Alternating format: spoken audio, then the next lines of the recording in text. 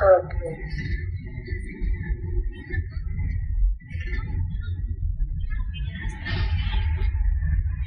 అధ్యాయము 97 ఆరో అధ్యాయము 5వ వచనం చదువుతాం.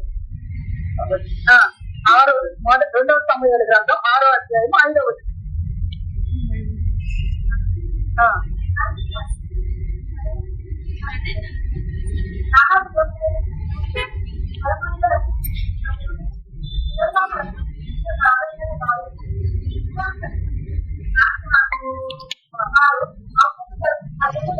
ఇక్కడ గమనించినప్పుడు ఓడవోడండి అని చెప్పేది ఏ సమయమైన ఓడమన్నారు, అమావాస్య దినమైన ఓడవోడండి అన్నారు, పున్నమి నాడైనా ఓడవోడండి అన్నారు. ఇక్కడ వచ్చే పరిస్థితులు మనం చూస్తే దావీదు ఇశ్రాయేలు అందరూ కరణోత్సవ కర్రతో చేయబడిన నానా విధములైన తారాలను, స్వరమండలములను, సంబుడులను, మృదంగములను, పెద్ద తాళములను వాయించుతూ యెహోవాను సన్నిధిని నాట్యమాడుతుంది అని ఏం చేస్తూ ఉన్నారంట, కూర ఉదుతూ ఉన్నారు. దేవుడికి మంచి కలిగిందాక ఏ సమయంలో అంటే మందస్థాన్ని దేవుడికి మంచి కలిగిందాక దేవుని సన్నిధిలో వస్తున్న సమయంలో వారు ఏం చేస్తారంటే కూర నాట్యమాడుతూ ఉన్నారంట. అంటే చెప్తూ ఉన్నారు యాకోబు దేవుని యొక్క చట్టము అంటారు. ఆ ప్రజల విగ్రహాలు చట్టము అది చీకటి దినమే కానీ, అది అమావాస్య దినమే కానీ, అది శ్రమ దినమే కానీ, అది అవమానకరమైన దినమే కానీ ఆ దినాన్ని ప్రజలు ఇక్కడ మా గుర్తు పచ్చటి రేఖలలో అదే ఆ గోడను వదులు అరటిన ఉత్సాహంతో 11వ వచనం చదువుదాం సార్.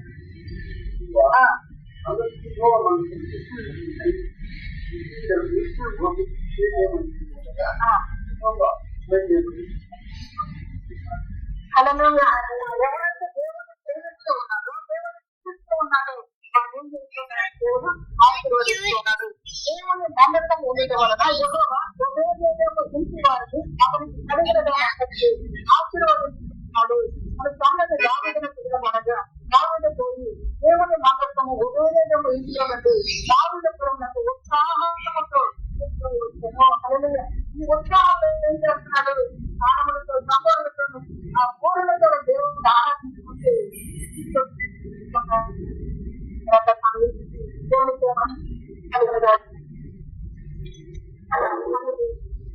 దేవుడు నామానికి బ్రతకడానికి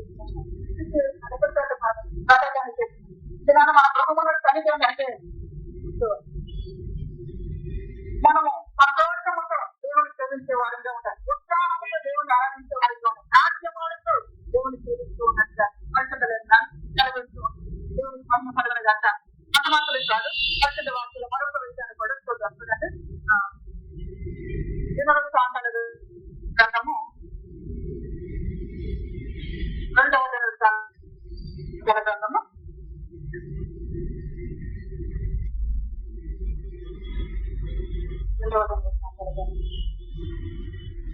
13వ అధ్యాయం.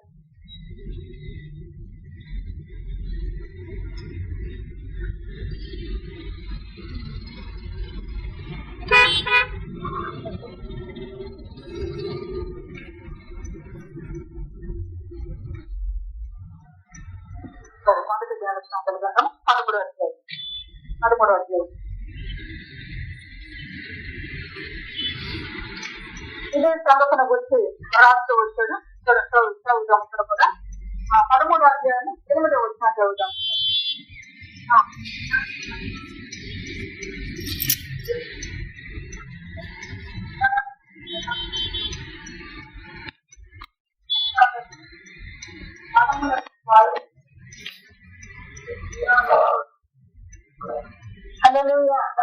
దేవుని యొక్క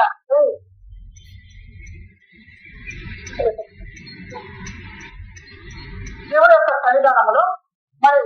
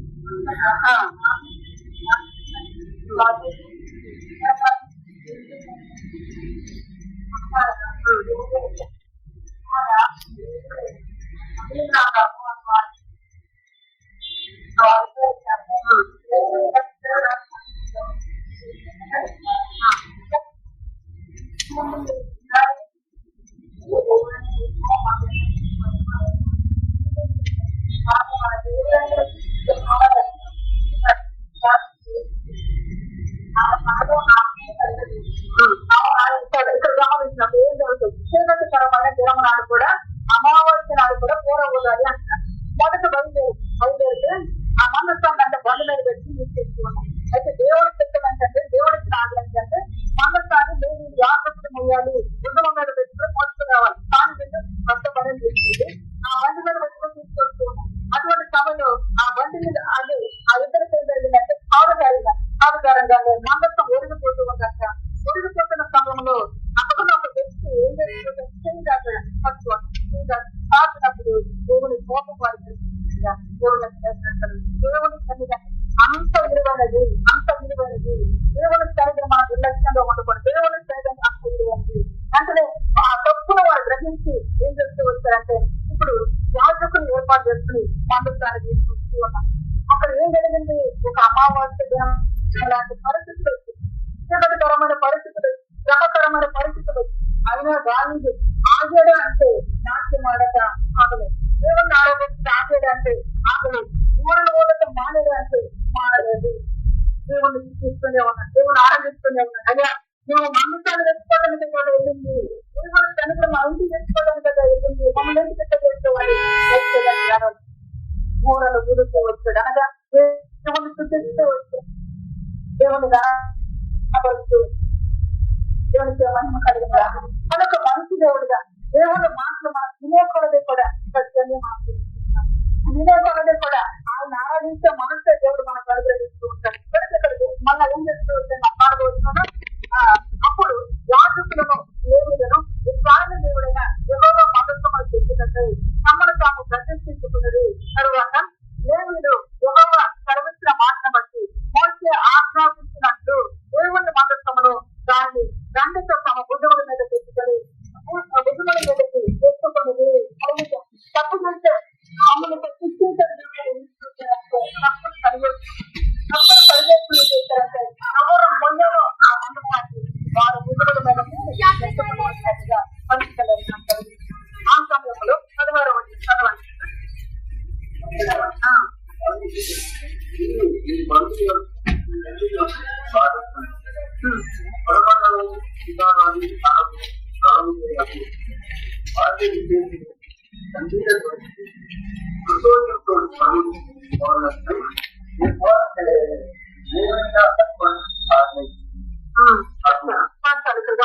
అంతటా దావీదు మీరు మీ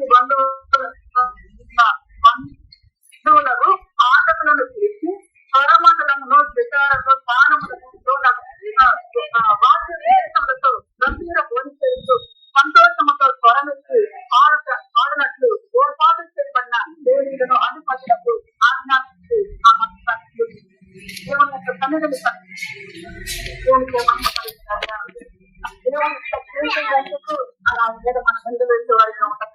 తప్పును సరిచేసుకుని ఆ అమావాస్య దినమైన తప్పును సరిచేసిన దేవుని ఆరాధిస్తూ ఉంటే దేవుడు క్షేమాన్ని సరి చేస్తాడు. ఉదయదేద గృహంలో ఉన్నప్పుడు దేవుడు ఉదయదేదం ఇంటి వరకు ఇటువంటి ఆశీర్వాదాన్ని కలిగి ఇప్పుడు దావీదు దగ్గరకు వచ్చింది. దావీదు దేవుడికి నడిచింది, ఆశీర్వాదం ఇచ్చినది. అంతకంతటి క్షేమం ఉంటుంది కలిగిస్తున్నట్టుగా పరిస్థితులు కలిగిస్తుంది. మనకు దేవుని బిడ్డలంగా మనం ఎరగవలసిన అమావాస్య దినము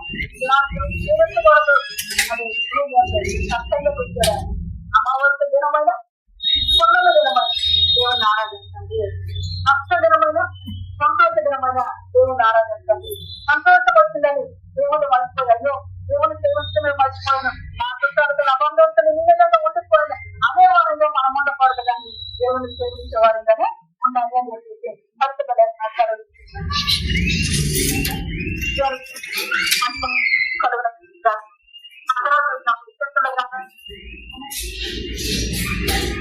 గ్రంథము 44వ అధ్యాయం 44వ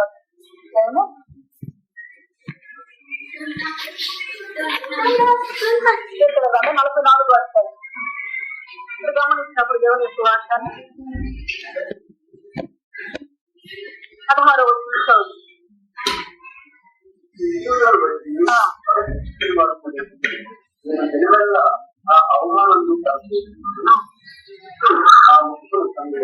ఇక్కడ పరిస్థితులు చూస్తే ఎట్లా ఉన్నాయంటే అవమానకరమైన పరిస్థితులు. అయితే దేవుని బిడ్డలతో మన జీవితంలో చెబుతూ అమావాస్య దినమైన ఉన్నాడు, 9వ దినమైన దేవుని ఆరాధించుకున్నాడు, దేవుని స్తుతించుకోవాలి. ఇప్పుడు అమావాస్య దినం దేవుని సన్నిధిని తన ఇంటికి తెచ్చుకున్నాడు, దేవుని ఆరాధించాడు. ఇప్పుడు అమావాస్య దినంగా ఏం జరుగుతుందంటే తనకు దినవల్ల కూడా అవమానమే కలుగుతుంది. ఇటువంటి పరిస్థితుల్లో కూడా ఏం చేస్తున్నాడు, నా ముఖములకు సిగ్గే కమ్మి ఉన్నది, అవమానం నాకు కలుగుతుంది, నా ముఖానికి సిగ్గే కలిగి ఉన్నది, అయినను తర్వాత అంటూ ఉన్నాడు, ఇదంతా నా మీదకి వచ్చినాను, నేను నిన్ను మరవలేదు, దయచేసి చదివి సహాయం చేయండి. అన్ని నేను చదవండి. తర్వాత చూస్తే నీ నిబంధన మీరే ద్రోహులము కాలేదు. దేవుని నిబంధన ఎలా చెప్పాడు, అమావాస్య దినమైన 9వ దినమైన ఇది యాకోబు చట్టము అని చెప్తూ వచ్చాడు. కనుక మేము నీ నిబంధన మేరలేదు. ఎటువంటి పరిస్థితుల్లో ముఖానికి సిగ్గు కదులుతూ ఉన్నాం, అవమానం దినమల్ల అవమానం కలుగుతూ ఉన్నాం. ఆ పరిస్థితుల్లో కూడా దేవుని మరవలేదు, మేము నీ నిబంధన మర్చిపోలేదు అని భక్తులు చెప్తూ ఉన్నారు. మరవని వారిని దేవుడు కూడా మర్చిపోడు, విడిచిపెట్టాడు. తర్వాత చూస్తే మా హృదయం వెనుకకు మరలిపోలేదు,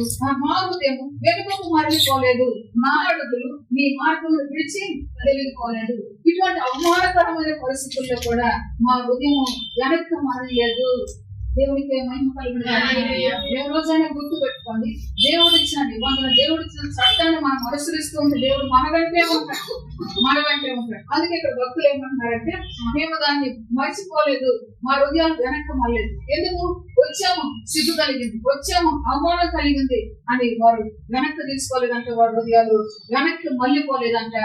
అటువంటి సమయంలో కూడా వారు దేవుణ్ణి సేవిస్తూ ఉన్నారు. చూడండి తర్వాత రాస్తా ఇచ్చాడు, అయితే నక్కలున్న చోట నీవు మమ్మల్ని బహుగా నలిపి ఉన్నావు. నక్కలున్న చోట నీవు మమ్మల్ని బహుగా నలిపి ఉన్నావు. నక్కలేం చేస్తాయి, బాధిస్తాయి. అటువంటి బాధలు కలిగించే వారి దగ్గర కూడా మమ్మల్ని ఇంకేం చేశావు, నలిపినట్లు చేసావు, మమ్మల్ని ఎంత బాధ కలిగినట్లు చేసావు. తర్వాత అంటున్నాడు, గాఢాంధకారము చేత మమ్మల్ని కప్పి ఉన్నావు. గాఢాంధకారము చేత మమ్మల్ని కప్పి ఉన్నావు. మా దేవుని నామమును మేము మరిచి ఉన్న ఎడల, అన్య దేవతల తట్టు మా చేతులు చాపి ఉన్న ఎడల, హృదయ రహస్యములు ఎరిగిన దేవుడు ఆ సంగతిని పరిశోధింపక మానునా. దేవునికి మహిమ కలుగును. మేము దీన్ని మరవలేదు. ఎటువంటి పరిస్థితులు వచ్చినాయి, ముఖానికి సిగ్గు కలుగుతుంది, దీనివల్ల అవమానం కలుగుతూ ఉంది. తర్వాత చూస్తే నువ్వు మమ్మల్ని మర్చిపోలేవని మేము వెనక తిరగలేదు, నిబంధన మర్చిపోలేదు. తర్వాత అంటూ ఉన్నాడు, మేము అన్ని దేవతల తట్టు మా చేతులు కూడా చాపలేదు, మా దేవుని నామమును మేము మరిచి ఉండలేదని చెప్పేసి ఇక్కడ మాట్లాడుతున్నాడు. ఆ చెప్పే వ్యక్తి ఏమంటున్నాడంటే, మనం పైకి చెప్పవచ్చు, మేము దేవుడిని మర్చిపోలేదు, దేవుడిని గుర్తుపెట్టుకుంటామని పైకి చెప్పవచ్చు. అందుకే అంటున్నాడు ఇక్కడ భక్తుడు, హృదయ రహస్యములు ఎరిగిన దేవుడు ఆ సంగతిని పరిశోధింపక మానునా. నువ్వు దేవుణ్ణి మరిచావో, దేవుణ్ణి విడిచిపెట్టావు. సేవించే దేవుడు ఎవరైతే హృదయ రహస్యాలు ఎరిగిన దేవుడు, మన హృదయంలో ఏముందో ఎరిగిన దేవుడు. కనుక నన్ను పరిశీలింపక మానకాడు. కనుక మేమేమై ఉన్నామంటే నిన్ను బట్టి దినమల్ల మేము వధించబడుతూ ఉన్నాము, వధకు సిద్ధమైన గొర్రెలమని మేము ఎంచబడుతూ ఉన్నాము. వారు తగ్గించుకున్నాను. సిగ్గు కలిగింది, అవమానం కలిగింది, చీపో అన్నట్లుగా ఉండకోకుండా, ఆయన మరవకోకుండా ఆయన్నే వెంబడిస్తూ వధకు సిద్ధమైన కష్టమైన ఆ గొర్రె ఏ విధంగా మౌనంగా ఉందో ఆ రీతిగా మేమున్నామని ఎదుటని దేవుని నామాన్ని కనపరుస్తున్నాం. ఆ కనపరిచే వ్యక్తులు ఎట్లా కనపరుస్తున్నారు చూడండి. అదే వెనుక వచ్చిన చూస్తే, దినమెల్లా మేము దేవుని అందు అతిశయపడుచున్నాము, నీ నామమును బట్టి మేము నిత్యం కృతజ్ఞతాస్తుతులు. అవమానం జరుగుతుంది అన్నాడు. ఇప్పుడు ఏం చేస్తున్నాడు, దినమెల్లా కూడా మేము దేవుని అందే అతిశయపడుతున్నాం. ఎందుకని కలిగేది అవమానం, అతిశయం. దేవుడు అంతా అతిశయపడుతున్నాడు. అవమానం కలిగిన అవమానాల నుంచి మనల్ని విడిపించగలిగిన గొప్ప దేవుడు ఆయన. ఆ సిగ్గుకరమైన పరిస్థితుల నుంచి మనల్ని తప్పించగలిగిన దేవుడు ఆయన. కనుక మేము దినమల్ల దేవుని బట్టి అతిశయిస్తూ ఉన్నామని భక్తులు ఇక్కడ మాట్లాడుతూ ఉన్నారు. దేవునికి మహిమ కలుగును. ఇప్పుడు అమావాస్య అంటే అర్థమవుతుందా? ఆ అమావాస్య పరిస్థితులు మన జీవితంలో సంభవించిన, ఆ భయంకరమైన పరిస్థితులు మన జీవితంలో సంభవించిన, నేనుగా నేను బ్రతికిస్తున్నాను. నా సంగమా బ్రతుకు నా మాట ద్వారా బ్రతుకు, నేను బ్రతికిస్తున్నాను.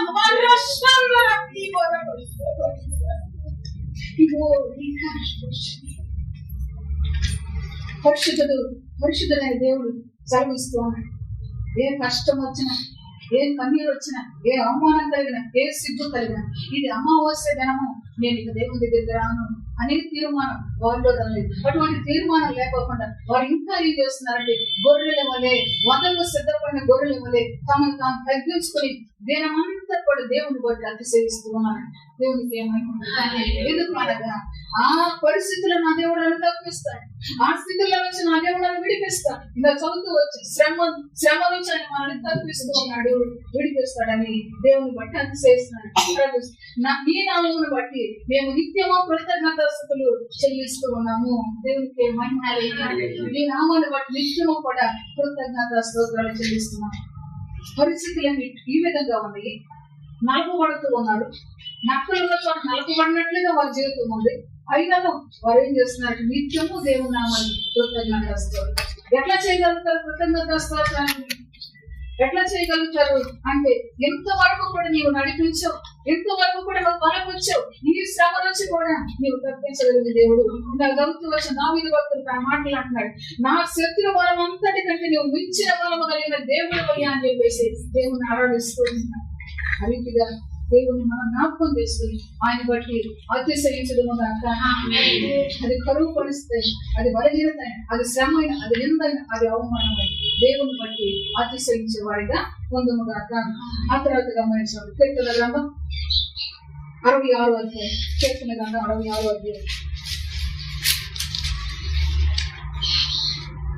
66వ అధ్యాయం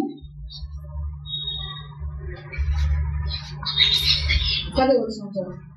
దేవా, నీవు మమ్మను పరిశీలించి ఉన్నావు, వీటిని నిర్మూలన చేయరీతిగా మమ్మను నిర్మలంగా చేసి ఉన్నావు. నీ బందీపురములు మమ్మల్ని ఉంచితివి, మా నడుపుల మీద ఒక బాణం పెట్టితివి, నరులు మా నెత్తి మీద ఎక్కునట్లు చేసితివి. మేము నిప్పులలోను నీళ్లలోనూ పడితివి, అయినను నీవు సమృద్ధి గల చోటికి మమ్మల్ని రప్పించి ఉన్నావు. పరిస్థితులు ఎట్లా ఉన్నాయి? అమావాస్య పరిస్థితులుగా ఉన్నాయి, భయంకరమైన పరిస్థితులుగా. ఆ పరిస్థితులు చెప్తున్నాడు దేవుడే అంట. దేవా, నీవు మమ్మల్ని పరిశీలించి ఉన్నావు, వెండిని నిర్మలంగా చేయు రీతిగా మమ్మల్ని నిర్మలంగా చేస్తున్నావు. అంటే వెండిని నిర్మలం చేసినప్పుడు ఆ కంసాలు ఏం చేస్తాడు? వెండిని ఎక్కడ వేస్తాడు? నేల చేస్తాడు, నిప్పులు వేస్తాడు. నిప్పులు వేసి దాన్ని ఏం చేస్తాడు? నిర్మలం చేస్తాడు, శుద్ధి చేస్తూ ఉంటాడు. ఆ విధంగా నువ్వు మమ్మల్ని చేసావు. దేవుడి ద్వారా శ్రమ వచ్చినని అంటాడంటే మమ్మల్ని శుద్ధే చేసేడు. దేవుని అతిశయిస్తూ ఉన్నాడు. దేవునికి మహిమ కలుగును. నేను దేవుడి సన్నిధికి వెళ్ళాను, నాకు ఈ కష్టం ఎందుకు వచ్చింది? దేవుడు మనం ఏం చేస్తాడంటే నిర్మలుగా చేస్తూ ఉన్నాడు, శుద్ధి చేస్తూ ఉన్నాడు. వెంటనే నిర్మలంగా చేసినట్లు, నిర్మలంగా చేస్తూ ఉన్నట్టు పరిశుద్ధ లేఖన సెలవిస్తుంది. 11వ వచనం చూస్తే, నీవు బందీ గృహములో మమ్మల్ని ఉంచితివి, మా నడుముల మీద గొప్ప భారం పెట్టితివి. ఏం చేశాడంటే దేవుడు బందీ గృహములో ఉంచినట్లు ఉంచాడు. బందీ గృహంలో ఉంచితే మన చుట్టాలు మనకు కనపడతారా? మన ఇంటి వారు మనకు కనపడతారా? ఎవరు మనకు కనపడదు. ఎందుకు చేసావు దేవా? నువ్వు దేవుడు అయితే నన్ను ఎందుకంటే వచ్చావు? ఆ దేవుడి మీద తిరుగుబాటు చేయొద్దు. కానీ బందీ గృహంలో ఉంచినప్పటికీ కూడా పౌరస్త్రులు బందీ గృహంలో బంధించబడినప్పుడు వారు ఏం చేస్తారు? కీర్తనలతో ఆరాధిస్తూ సేవిస్తూ వచ్చి తెంపబడుతూ వచ్చినాయి. ఆ చెరసాల పునాదులు కదిలించబడుతూ వచ్చినాయి, చెరసాల తలుపులు తెరవబడుతూ వచ్చినాయి. దేవునికి కష్ట సమయంలో అమావాస్య దేవ కూడా నువ్వు దేవుని ఆరాధించి దేవుని నాగంలో బూరలు ఊదినప్పుడు దేవుడు ఏం చేస్తున్నాడంటే బూర మొదటి మనగా దేవుని ఆరాధించిన, దేవుని స్వీకరించ. ఆ రీతిగా నువ్వు చేస్తూ ఉంటే దేవుడు వాటి నుండి తప్పిస్తూ ఉన్నాడు. తర్వాత నరుడు మా నెత్తి మీద ఎత్తినట్లు చేసేసి మేము నిప్పుల్లోనూ నీళ్ళలోని నరులు మా నెత్తి మీదకి వచ్చినట్లుగా చేసేది అనుకుంటూ ఉంటాం. కొన్నిసారి మా అమ్మ నెత్తి మీద వచ్చి పడుతున్నాడు, నెత్తి మీద వచ్చినట్లుగా చేసావు. నీళ్ళలో నిప్పుల్లో పడ్డట్టుగా మా బ్రతుకుంది అని చెప్పేసి బాధపడుతుంది. అయినను వినండి, అయినను నీవు సమృద్ధి గల చోటికి మమ్మల్ని రప్పించి ఉన్నావు. హల్లెలూయా. ఎప్పుడు రప్పించాడు? సమృద్ధిగా ఉన్న చోటికి. 6వ అధ్యాయం 1వ వచనం చదువుతుంది.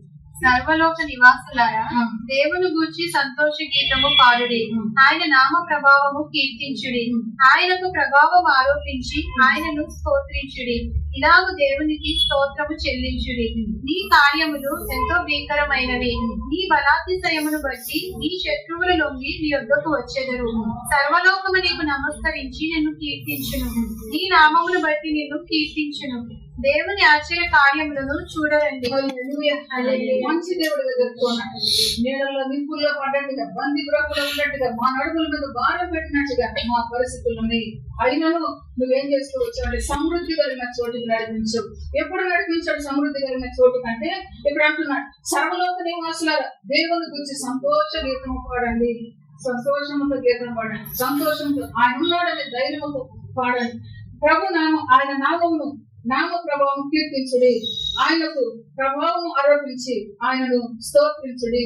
ఇలాగూ దేవునికి స్తోత్రము చేయడి. ఈ విధంగా మీరు స్తోత్రం చేస్తూ ఉంటే నడుముల మీద భారం పెట్టినట్టుగా పరిస్థితులు ఉన్నప్పటికీ కూడా దేవుడు సమృద్ధిలోకి నడిపిస్తూ ఉన్నాడు. దేవునికి మహిమ.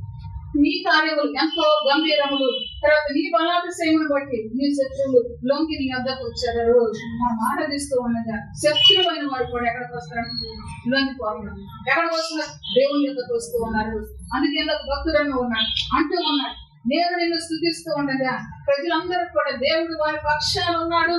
ఆయన పరీక్షించే రీతిగా నువ్వు నా పక్షాన లేమో ఆయన దేవుని అడుగుతూ ఉన్నాడు. దేవునికి గమనిస్తున్నాడు. 4వ వచనంలో సర్వలోకమునికి నమస్కరించి నిన్ను కీర్తించును, నీ నామమును బట్టి నిన్ను కీర్తించును. దేవుని ఆశ్చర్య కార్యములను చూడరండి. ఎప్పుడు చూడగలుగుతాం దేవుని యొక్క ఆశ్చర్య కార్యములు అంటే? అమావాస్య దినమైన, పున్నమి దినమైన నువ్వు ఘోర ఓదగలిగే మనసు నీకుంటే, ఘోర ఓదగలిగిన అతిశయము నీలో ఉంటే, అనగా శ్రమ సంభవించిన స్తుతించగలిగిన మనసు నీకుంటే, సంతోషము సంభవించిన స్తుతించగలిగిన ఆరాధించగలిగిన మనసు నీకుంటే, దేవుని యొక్క ఆశ్చర్య క్రియలు జరుగుతూ ఉంటాయి, గంభీరమైన క్రియలు జరుగుతూ ఉంటాయి. చూడరండి అంటున్నాడు. దేవునికి మహిమ కలుగుతుంది. అయితే మన జీవితంలో మనం ఎన్నో వాళ్ళు తప్పిపోతూ ఉన్నాం, తప్పిపోతున్న మన జీవితం కొరకే చెప్తున్నాడు. ఒకసారి చదువు.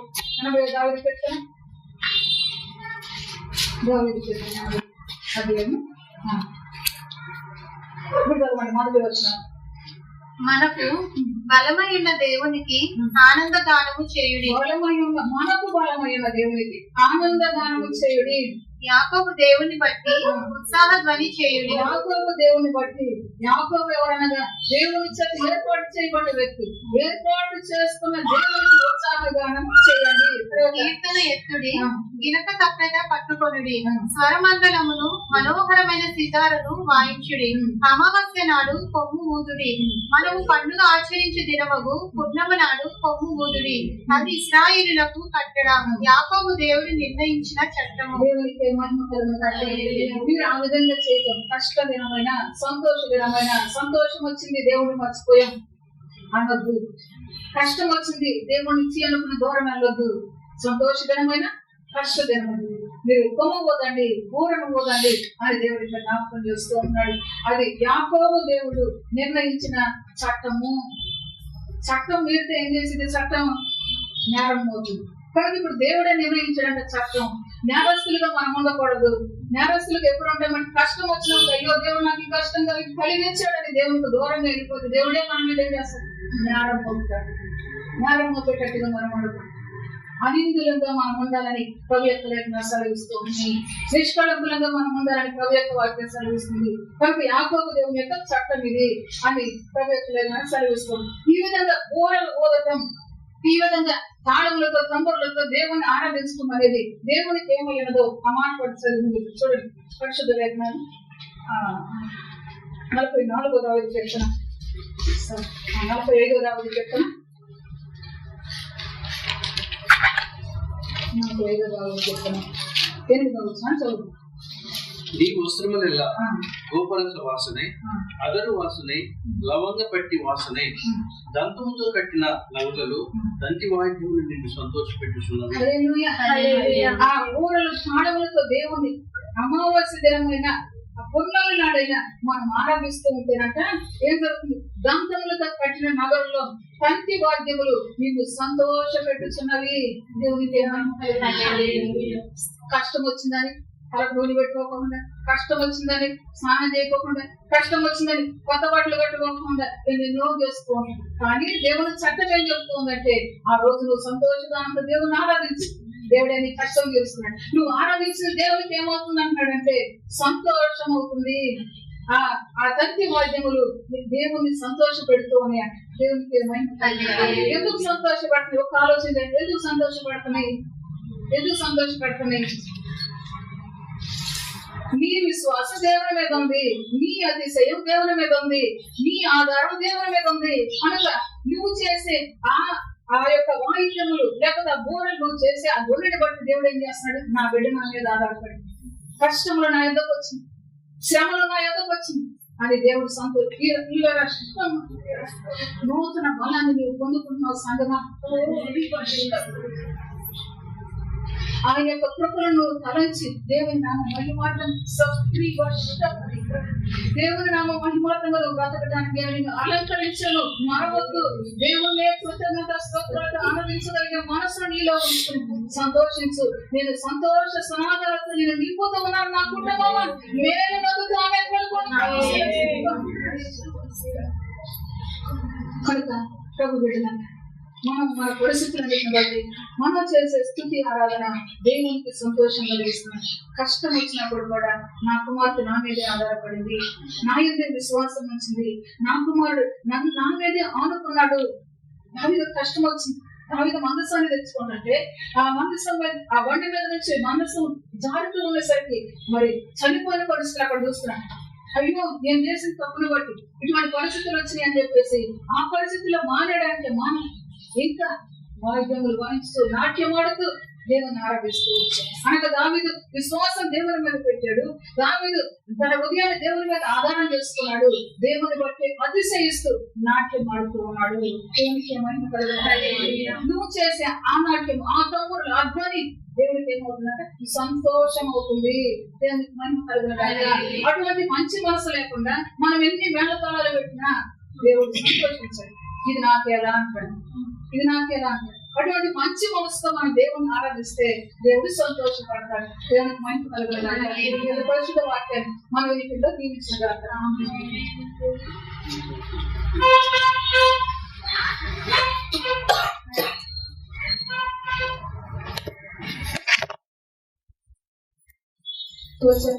అందరికి అర్థమయ్యేటట్టుగా దేవుడు సహాయం చేస్తూ వచ్చాడు. మన ఉపవాస ప్రార్థన ముగింపులో మనం ఉన్నాం. పరిశుద్ధ దినపు ఆరాధనలో దేవుని సేవించే, దేవుని స్తుతించే ఆరాధన మనం దేవుని కృతజ్ఞత స్తోత్రాలు వాళ్ళంటూ ఉన్నారు. మా మీదకి మా అడుగుల మీద గొప్ప భారం వచ్చిన నీవు దేని వల్ల దేవుని అందరూ విశ్వస్తున్నాం, దేని వల్ల దేవుని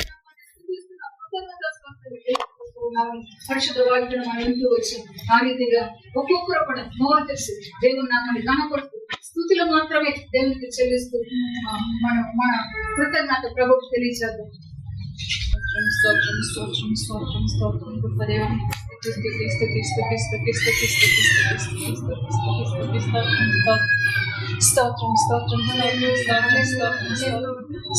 స్తోత్రం స్తోత్రం స్తోత్రం స్తోత్రం స్తోత్రం స్తోత్రం స్తోత్రం స్తోత్రం స్తోత్రం స్తోత్రం స్తోత్రం పరిశుద్ధుడు పరిశుద్ధుడు పరిశుద్ధుడు పరిశుద్ధుడు పరిశుద్ధుడు పరిశుద్ధుడు పరిశుద్ధుడు పరిశుద్ధుడు పరిశుద్ధుడు పరిశుద్ధుడు పరిశుద్ధుడు పరిశుద్ధుడు నీకు స్తోత్రం నీకు స్తోత్రం నీకు స్తోత్రం నీకు స్తోత్రం నీకు స్తోత్రం నీకు స్తోత్రం నీకు స్తోత్రం నీకు స్తోత్రం స్తోత్రం స్తోత్రం స్తోత్రం స్తోత్రం స్తోత్రం స్తోత్రం స్తోత్రం స్తోత్రం స్తోత్రం స్తోత్రం స్తోత్రం స్తోత్రం స్తోత్రం ఇస్తారా నీకు స్తోత్రం స్తోత్రం స్తోత్రం స్తోత్రం స్తోత్రం స్తోత్రం స్తోత్రం స్తోత్రం హల్లెలూయా హల్లెలూయా హల్లెలూయా హల్లెలూయా హల్లెలూయా హల్లెలూయా ఆమేన్.